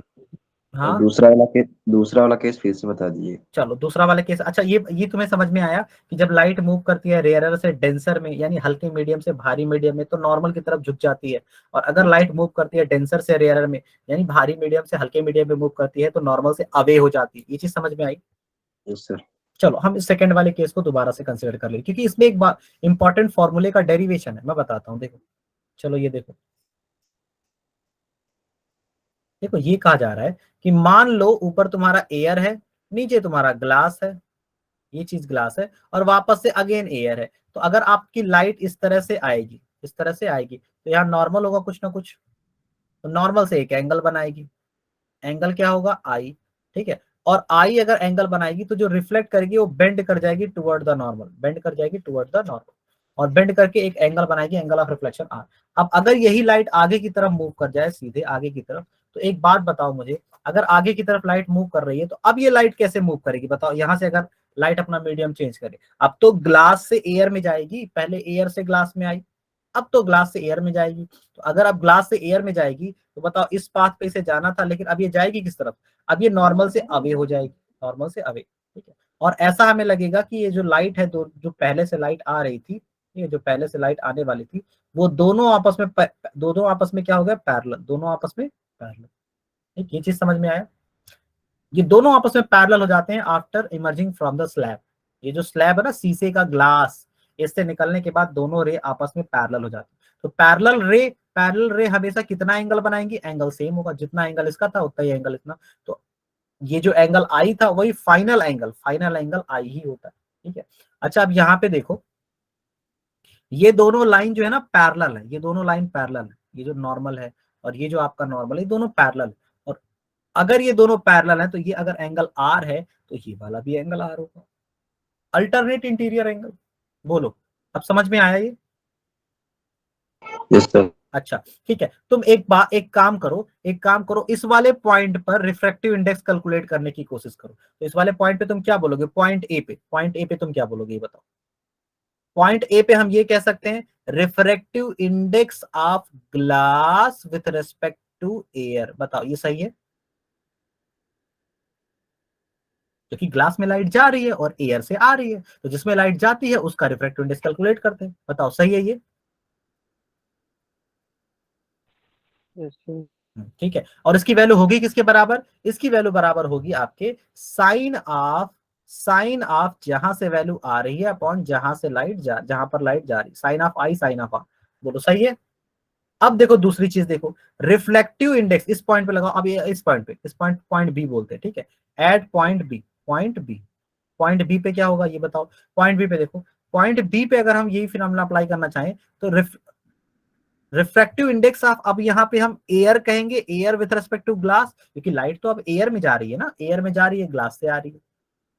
ठीक है, reflective index of air with respect to glass, और ये वैल्यू किसके बराबर हो जाएगी? ये वैल्यू बराबर होगी sine of angle of incident, जो कि इस बार एंगल ऑफ इंसिडेंट हमारा आर के बराबर होगा, sine of R upon angle of reflection. यहाँ जो रिफ्लेक्शन हुआ है वो आई के बराबर है, तो साइन ऑफ आई। बोलो ये चीज समझ में आई? Yes sir. अच्छा ये दिख रहा है कि ये साइन आई साइन आर है और ये साइन आर साइन आई है, तो दोनों एक दूसरे का इनवर्स होंगे। बोलो दोनों यस एक सर। दूसरे का इनवर्स होंगे। अच्छा तो यहाँ पे हम डायरेक्टली ये कह सकते हैं, हम कह सकते हैं भाई n of g with respect to air, ठीक है, multiply by n of air with respect to g. अगर हम एन ऑफ इन दोनों को मल्टीप्लाई करते हैं, इसकी वैल्यू को दोनों को मल्टीप्लाई करते हैं, ठीक है, तो ये देखो sine I upon sine r multiply by sine r upon sine i हो जाएगा, साइन आई। तो ये कैंसिल हो जाएंगे, दोनों कैंसिल होके वैल्यू कितनी आ जाएगी? 1। और अगर ये वैल्यू 1 आएगी तो हम ऐसे कर सकते हैं, refractive index of glass with respect to air की जो वैल्यू होगी वो 1 अपॉन देखो इसको अब राइट साइड शिफ्ट करो, तो ये इधर लाओगे ना तो 1 अपॉन में चला जाएगा, refractive index of air with respect to glass के बराबर हो। ये फॉर्मूला समझ में आया? बहुत इंपॉर्टेंट फॉर्मूला है। बोलो, यानी दो मीडियम को अगर आपस में इंटरचेंज कर देते हो तो रिफ्रैक्टिव इंडेक्स की वैल्यू इनवर्स हो जाती है। ठीक है, ठीक है, ये समझ में आया या नहीं आया?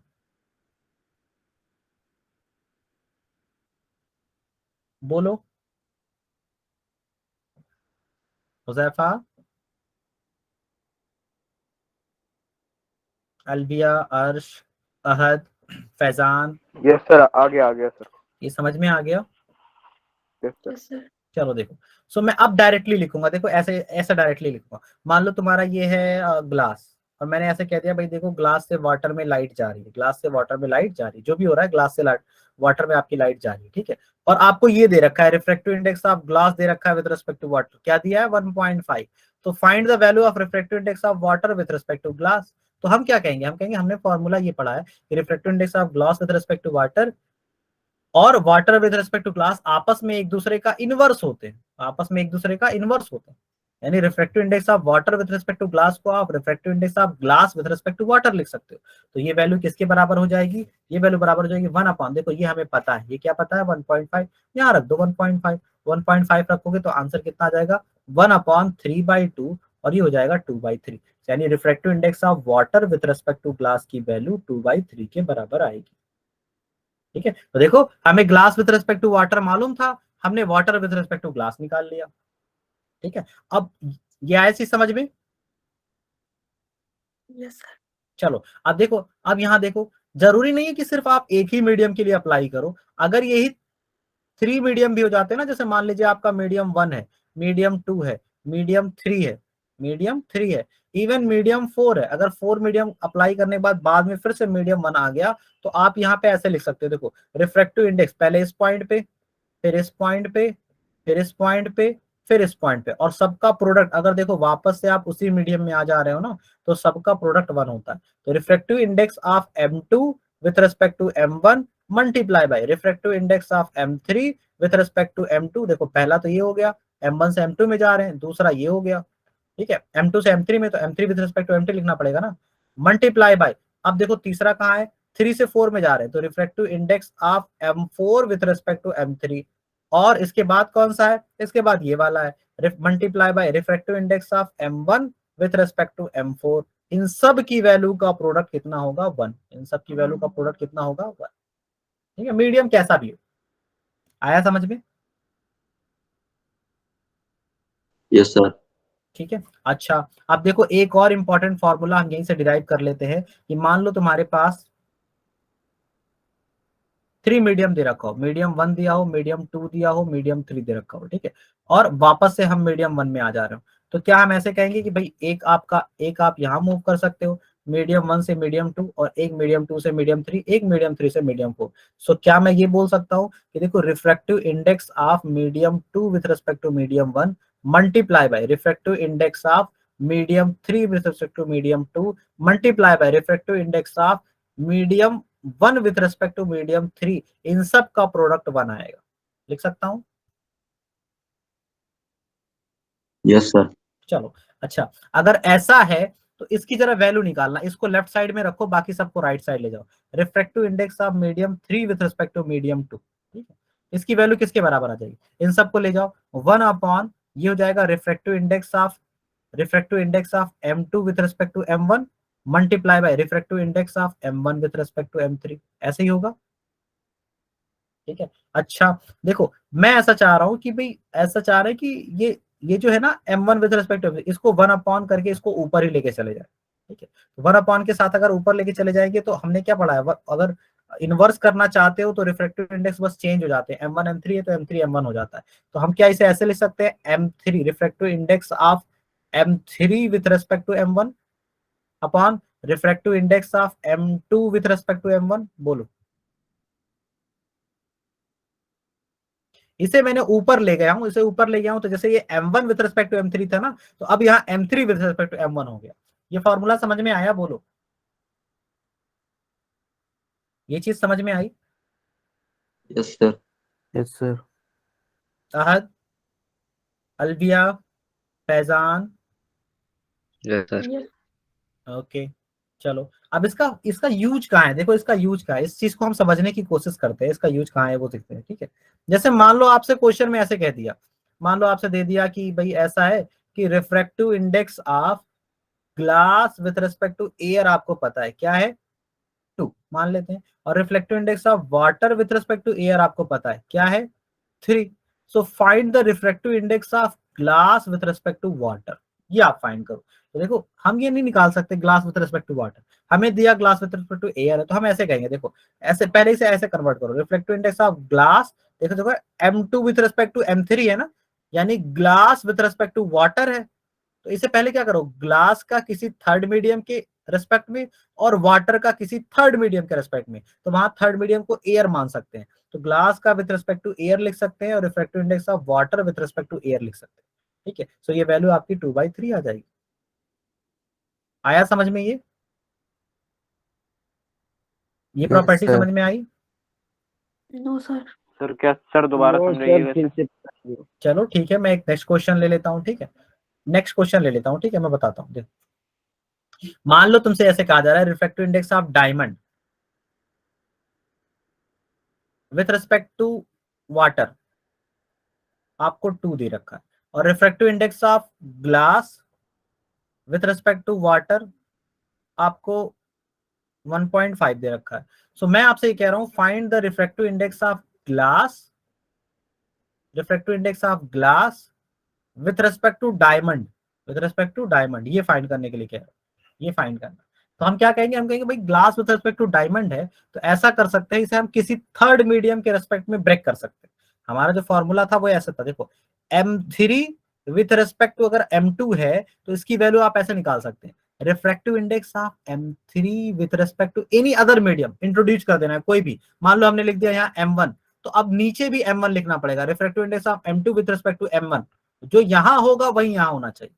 ये आप अपने मन से भी इंट्रोड्यूस कर सकते हो, देखो लेफ्ट साइड में ये नहीं है ना, तो उसी तरह से यहाँ पे भी हमें वाटर के रेस्पेक्ट में दिया हुआ चीजें, तो हम इसे कन्वर्ट कर देंगे वाटर के रेस्पेक्ट में, हम ऐसे कहेंगे refractive index of diamond, glass with respect to diamond को आप ऐसे लिखो, रिफ्रैक्टिव इंडेक्स ऑफ ग्लास लिखो और रिफ्रैक्टिव इंडेक्स ऑफ डायमंड लिखो, लेकिन कौन सा ग्लास लेना है, with respect to what, with respect to water वाला लेना है, विद रिस्पेक्ट टू वाटर, ये हम अपनी तरफ से इंट्रोड्यूस कर सकते हैं। ठीक है, सो वाटर की वैल्यू क्योंकि हमें दे रखी थी इसलिए हमने वाटर ले लिया, तो एक बार वैल्यू ऊपर वैल्यू आ जाएगी 3 और नीचे वैल्यू कितनी आ जाएगी, ग्लास विद 3 नहीं 1.5 glass with respect to water 1.5 और diamond with respect to water 2, तो ये वैल्यू आ जाएगी आपकी 3/2/2। So what is the answer, 3/4, 3/4 आ जाएगा refractive index of glass with respect to diamond. ठीक है, 3/4, और 3/4 की वैल्यू कितनी होगी, 0.75। ठीक है, अच्छा आपको याद है मैंने एक प्रॉपर्टी लिखवाई थी, मैंने कहा था सर रिफ्रैक्टिव 4/3 आएगा सर। नो 3/4 आएगा, ग्लास पहले है ना, देखो यहाँ ग्लास पहले है तो ग्लास वाले को ऊपर रखेंगे। Okay sir, refractive index of glass with respect to diamond. हाँ, तो ग्लास वाले को ऊपर रखेंगे ना। अच्छा मैंने एक चीज आप लोग को बताया था, मैंने कहा था देखो रिफ्रैक्टिव इंडेक्स की वैल्यू ऑलवेज ग्रेटर देन 1 होती है, ग्रेटर देन 1 होती है, लेकिन यहाँ आंसर 0.5 आया, लेकिन मैंने कहा था refractive index of medium with respect to air greater than 1 होती है। आ रहा है समझ में, एयर के रेस्पेक्ट में रिफ्रैक्टिव इंडेक्स ग्रेटर देन 1 होता है, यहाँ एयर के रेस्पेक्ट में नहीं है, यहाँ डायमंड के रेस्पेक्ट। ठीक है, तो हार्डेस्ट मटेरियल ही आपने ले लिया डायमंड, तो जाहिर सी बात है वैल्यू कम आएगी।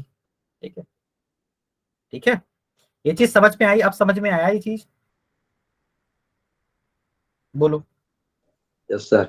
देखो एक बार मैं इसे समराइज कर दे रहा हूं, मैंने रिफ्रैक्टिव इंडेक्स के बारे में आपको क्या क्या पढ़ाया है। मैंने कहा रिफ्रैक्टिव इंडेक्स की जो वैल्यू होती है ना, रिफ्रैक्टिव इंडेक्स की वैल्यू अगर मान लीजिए आप एक मीडियम चेंज करते हो M1 से M2 में पास करते हो, M1 से M2 में पास करते हो। ठीक है, तो हमने कहा refractive index of any medium M2 की विद रिस्पेक्ट टू जो M1 होता है वो always sine of I upon sine of R के बराबर होता है, साइन ऑफ R के बराबर होता है। ठीक है, ये तो आपका पहला हो गया। अच्छा जरूरी नहीं सिर्फ यही चीज हो, आप इस फॉर्मूले को और भी और दूसरा फॉर्मूला भी लिख सकते हो, refractive index of M2 with respect to M1। अगर आप इस फॉर्म में नहीं लिखना चाहते, इसी फॉर्म में लिखना चाहते हैं, तो इसे 1 upon refractive index of M1 with respect to M2 कर सकते हैं। या आप अगर थर्ड मीडियम इंक्लूड करना चाहते हैं, जैसे मान लीजिए M3 है विद रिस्पेक्ट टू M2 है, आप थर्ड मीडियम इंट्रोड्यूस करना चाहते हैं, तो रिफ्रैक्टिव इंडेक्स ऑफ M3 लिखिए विद रिस्पेक्ट टू M1 और रिफ्रैक्टिव इंडेक्स ऑफ M2 लिखिए विद रिस्पेक्ट टू M1। अब ये जो आपने M1 लिखा है ना, वो थर्ड मीडियम है जो आपने इंट्रोड्यूस की, तो ये टोटल 3 फॉर्मूले मैंने बताए। ठीक, करेक्ट है, यही किया है मैंने, बोलो। अब इसके बाद देखो एक चीज और कि भाई जरूरी नहीं है कि देखो रिफ्रैक्टिव इंडेक्स को ना, रिफ्रैक्टिव इंडेक्स एन को ऑप्टिकल डेंसिटी के नाम से भी जाना जाता है। ऑप्टिकल डेंसिटी रेफर किया जाता है, हालांकि ऑप्टिकल डेंसिटी अलग होती है। ऑप्टिकल डेंसिटी मीडियम की प्रॉपर्टी होती है कि वो लाइट को कितना बेंड कर पा रहा है, लाइट को कितना बेंड कर पा रहा है। तो आपको पता है रिफ्रैक्टिव इंडेक्स का भी यही काम है। रिफ्रैक्टिव इंडेक्स ऑफ मीडियम, जिस मीडियम का refractive index, medium having refractive index, having refractive index greater, having refractive index greater, have more tendency to bend light, to bend light। इसके पास बेंडिंग टेंडेंसी बहुत होगी। जिसका रिफ्रैक्टिव इंडेक्स ज्यादा होगा ना, उसकी बेंडिंग टेंडेंसी ज्यादा होगी। और ऑप्टिकल डेंसिटी को भी आप समहाउ वैसे ही कहते हो। तो आप ये कह सकते हो कि optical density directly proportional to refractive index है। अगर आपका रिफ्रैक्टिव इंडेक्स बढ़ेगा तो ऑप्टिकल डेंसिटी भी बढ़ जाएगी। आया समझ में? What is optical density? Optical density is bending of capability of medium to bend the light, capability of medium to bend the light. और ये बेंडिंग होती किसकी वजह से? ये बेंडिंग इस वजह से होती है क्योंकि जब आपकी लाइट एक मीडियम से दूसरे मीडियम में जाती है ना, तो वेलोसिटी चेंज हो जाती है। ठीक है, velocity change, velocity of light change, velocity of light change, velocity of light change due to change of medium, due to change of medium. So medium के चेंज होने की वजह से वेलोसिटी ऑफ लाइट चेंज हो जाती है। इस वजह से क्या हो जाता है? इस वजह से आपकी जो लाइट है वो बेंड कर जाती है। ठीक है, that is the reason behind bending of light, यानी रिफ्रैक्शन के पीछे का रीजन ये है। सो इसलिए रिफ्रैक्टिव इंडेक्स को एक और तरीके से लिखा जाता है। जैसे आप रिफ्रैक्टिव इंडेक्स ऑफ M2 लिखना चाहते हो विद रिस्पेक्ट टू M1, तो रिफ्रैक्टिव इंडेक्स को एक और तरह से लिख सकते हैं, स्पीड इन M1 यानी जहां से लाइट आ रही है, speed of light in M2, speed of light in M2, ऐसे लिखा जाता है, ऐसे भी लिखा जाता है। यानी रिफ्रैक्टिव इंडेक्स को आप साइन आई अपॉन साइन आर के केस में तो लिख ही सकते हो, साथ ही साथ वेलोसिटी के टर्म में भी लिख सकते हो। वेलोसिटी इन मीडियम M1 यानी जहां से लाइट आ रही है, जहां से लाइट आ रही है और जहां पर लाइट जा रही है, जहां पर लाइट जा रही है। ठीक है, जैसे देखो साइन आई ऊपर था, साइन आर नीचे, वैसे ही वेलोसिटी। सो अगर इनमें से एक मीडियम जहां से लाइट आ रही है वो एयर हो जाए, ठीक है, तो एयर हो जाए तो आपको पता है velocity of light in air क्या होता है? सी का मतलब 3 × 10⁸ मीटर पर सेकेंड। तो c upon velocity of light in medium हो जाता है। यानी हम ये कह सकते हैं रिफ्रैक्टिव इंडेक्स का आपको एक फॉर्मूला और मिल गया in terms of light. Refractive index of any medium, medium कहने का मतलब विद रिस्पेक्ट टू एयर। अगर मैं यहाँ कह रहा हूँ मीडियम, तो मीडियम कहने का मतलब क्या होगा? With respect to air. तो ये C/V के बराबर होता है, C/V। ठीक है, आया समझ में? ये चीज समझ में आई? Yes sir.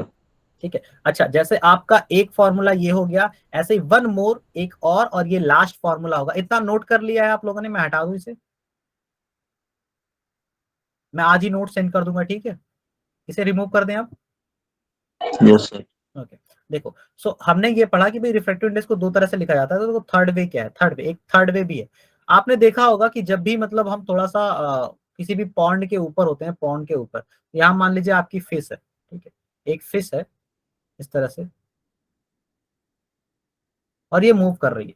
तो ये जो फिश है ना वो हमें एक्चुअली में ऊपर दिखाई देती है, लेकिन होती है डेप्थ में। ठीक है, एक्चुअल डेप्थ ऑफ पॉन्ड, मान लो एक्चुअल डेप्थ ऑफ पॉन्ड जो है ना, पॉन्ड कितना गहरा है, मान लो ये पॉन्ड तुम्हारा 10 मीटर डेप्थ है, 10 मीटर डेप्थ, इसको हम रियल डेप्थ बोलते हैं। अगर real depth of pond 10 metre की है, तो अगर आप ऊपर से देखोगे ना, ऊपर से देखोगे तो ये हमें 8 मीटर ही डेप्थ दिखाई देगा। ये हमें कितना दिखाई देगा? 8 मीटर डेप्थ दिखाई देगा। एक एग्जांपल बता रहा हूं, 10 और 8 एक एग्जांपल है। यानी कहने का मतलब अपेरेंट डेप्थ, इसको हम बोलते हैं अपेरेंट डेप्थ। जो डेप्थ दिखाई देती है हमें आंख से अपने, वो डेप्थ कम होती है रियल से। आ रहा है समझ में? Apparent depth is always less than real depth. ठीक है, तो रिफ्रैक्टिव इंडेक्स का एक फॉर्मूला और बनता है, that is real depth upon apparent depth, real depth upon apparent depth, real depth upon apparent depth. So अगर यहाँ इस केस में मैं रिफ्रैक्टिव इंडेक्स ऑफ मीडियम, ये वाला मीडियम, ये जो आपका मीडियम है जिसमें मछली है, वाटर यानी, तो रिफ्रैक्टिव इंडेक्स ऑफ वाटर अगर मैं कैलकुलेट करना चाहूँ तो ये वैल्यू बेसिकली आ जाएगी रियल डेप्थ जो कि आपकी 10 है, अपेरेंट डेप्थ जो कि आपकी 8 है, यानी 5/4 यानी 1.25 रिफ्रैक्टिव इंडेक्स ऑफ वाटर 1.25। आया समझ में? ये थर्ड पार्ट समझ में आया? बोलो। सर थोड़ा बता दिए दोबारा। रियल डेप्थ और अपरेंट डेप्थ का। Yes sir. देखो मैं ये कह रहा हूं कि एक्चुअली में जितनी गहराई आपको देखने से पता चलती है पॉन्ड के अंदर, उससे ज्यादा होती है। आया समझ में?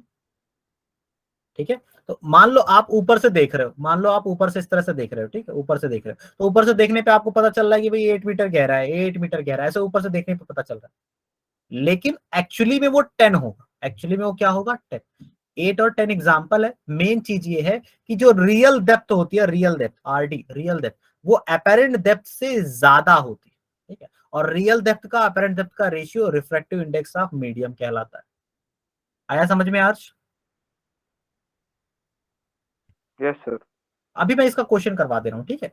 आया समझ में? यस तो सर। ये था आपका कंप्लीट रिफ्रैक्टिव इंडेक्स। यहाँ पे आपका रिफ्रैक्टिव इंडेक्स ओवर होता है। सारे फॉर्मूले समझ में आए?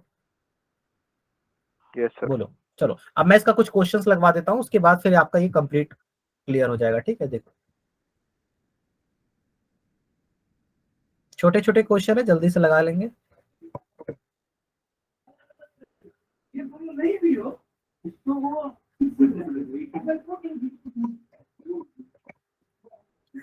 ये क्वेश्चन नंबर फर्स्ट है एंड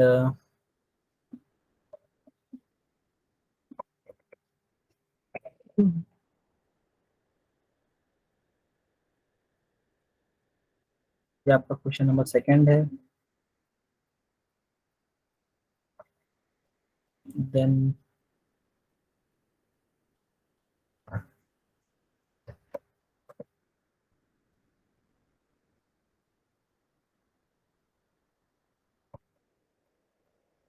ये आपका क्वेश्चन नंबर थर्ड है। ठीक है। So one by one questions को देख लेते हैं। ठीक है, कैसे देखो, आपसे ये कहा गया है रिफ्रैक्टिव इंडेक्स ऑफ डायमंड 2.47, यानी जो हमारे पास डायमंड होता है उसका 2.47 और ग्लास का 1.51। ओके, तो कह रहा how much faster does light travel in glass than domain. कह रहा है ग्लास में लाइट कितनी तेजी से चलेगी देन डोमेन। अच्छा, आपको पता है रिफ्रैक्टिव इंडेक्स जिसका ज्यादा होता है ना, लाइट उसमें स्लो हो जाती है। ठीक है। सबसे maximum possible speed of light क्या है, सी, और सी की वैल्यू कितनी होती है, 3 × 10⁸ मीटर पर सेकेंड। इससे ज्यादा लाइट नहीं पाई जा सकती। और ये कहाँ होती, ये कहाँ होती है, एयर में।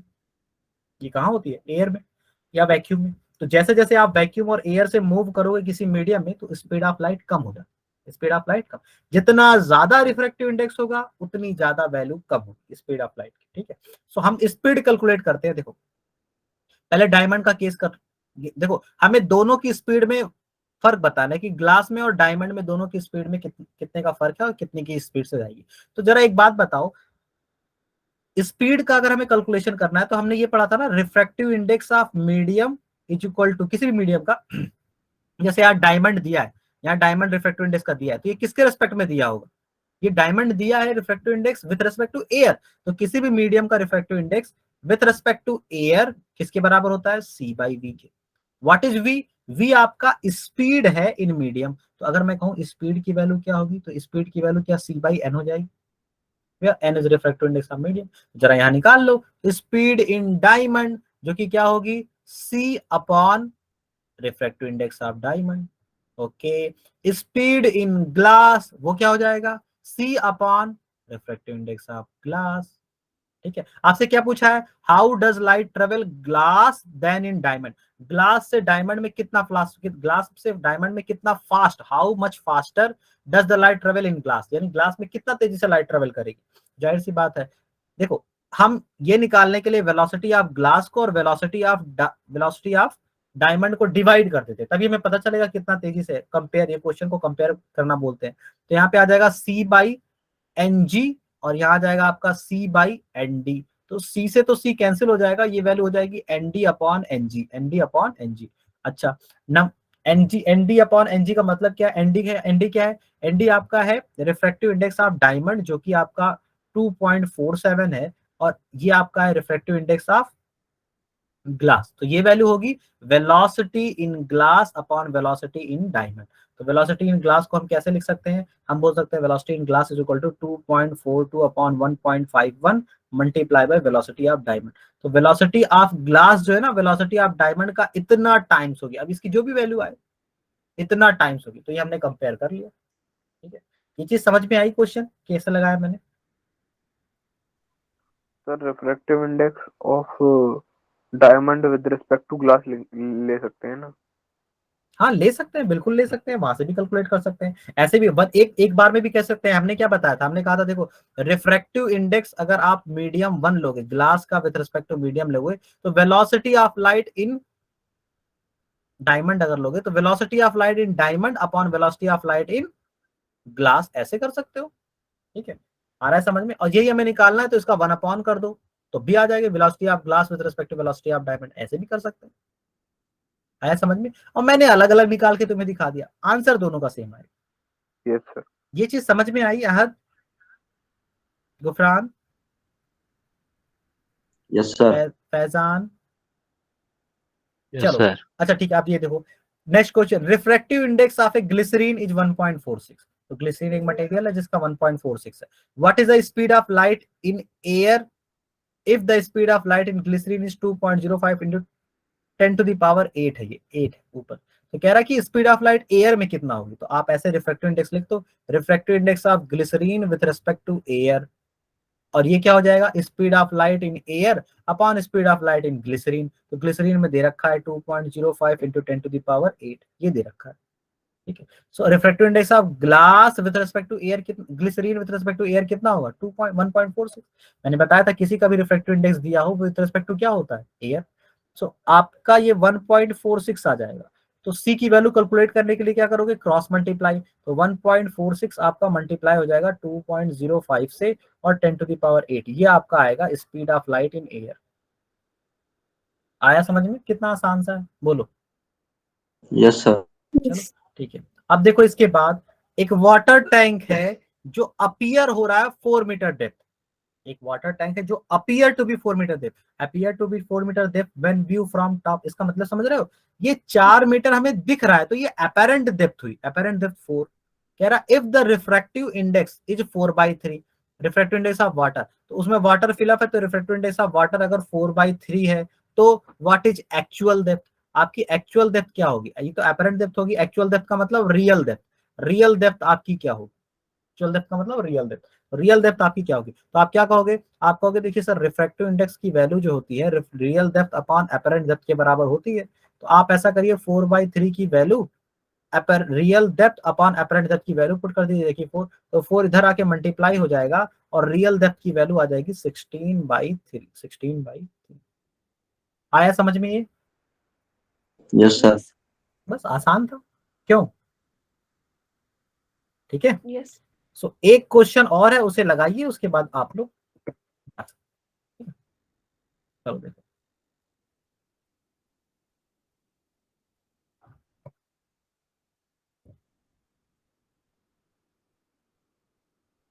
की क्वेश्चन लगाओ, ठीक।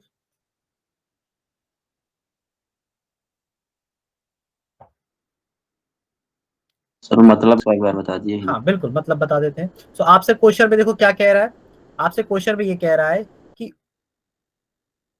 What is real depth. तो एक चीज हमें समझ में आ रही है, व्हाट इज रियल डेप्थ का मतलब रियल डेप्थ क्या होगा, तो रियल डेप्थ ही हमसे पूछा है, ठीक। तो रियल डेप्थ हमसे क्वेश्चन में पूछा है, of a swimming pool when its bottom appear to be raised by 1 metre. जब इसका बॉटम दिख रहा है, जब इसका बॉटम, व्हेन इट्स बॉटम, जब इसका बॉटम अपीयर दिख रहा है टू बी रेज, की रेज हो गया यानी बढ़ गया, कितना, बाय 1 मीटर। जब इसका बॉटम 1 मीटर ऊपर आ गया, तब आपको बताना है रिफ्रैक्टिव, तब आपको बताना है रियल डेप्थ क्या 3 होगा। Metre sir 4 metre, 4 metre. Refractive index 4/3 दे रखी है, ठीक है। चलो चेक करते हैं 4 मीटर। ये क्वेश्चन तो हमने लगवा रखा है, क्यों अर्श? यस सर लगवा रखा है। सर इसकी अपेरेंट डेप्थ क्या होगी? अपेरेंट डेप्थ नहीं दिया, यही तो बात है।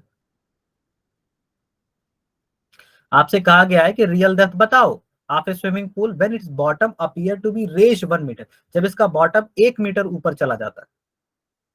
तो देखो इसको ऐसे देखो, ऐसे इस तरह से देखो।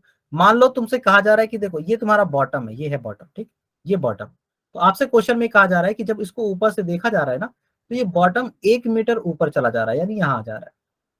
तो आपको क्या लगता है अगर मैं कह दूं कि इसकी एक्चुअल डेप्थ यानी जो रियल डेप्थ है वो अगर x है तो अपेरेंट डेप्थ कितनी हो जाएगी, यहां से लेकर यहां तक x-1 होगी या नहीं होगी? 1 मीटर ही तो ऊपर गया है, ये 1 मीटर ही तो है, 1 मीटर ऊपर हमारा चला गया है, जो बॉटम रेज हो गया 1 मीटर। ठीक है, यस सर। तो रिफ्रैक्टिव इंडेक्स की वैल्यू कैसे निकालोगे? Real depth upon apparent depth. तो रियल डेप्थ की वैल्यू तो x है, अपेरेंट डेप्थ आपका x-1 है, और रिफ्रैक्टिव इंडेक्स की वैल्यू 4/3 है। सो अब आप यहाँ क्रॉस मल्टीप्लाई कर लो, 4x - 4 is equal to 3x। ठीक है, so 4x - 3x is equal to 4, so x is equal to 4। So आपकी x की वैल्यू कितनी आ जाएगी? 4। ठीक है, आया समझ में? ये चीज समझ में आई? Yes sir.